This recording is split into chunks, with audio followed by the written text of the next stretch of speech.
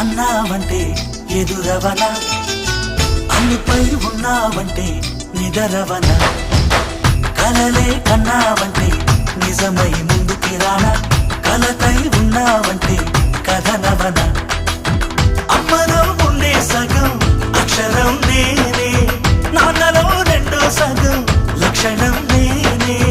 అమ్మ తోడు నాన్న తోడు అన్ని నీకు అన్నే చూడు, చెల్లిపోని బంధం నేనమ్మా, చిటి చెల్లెమ్మా, వెళ్ళిపోని చుట్టం నేనమ్మా.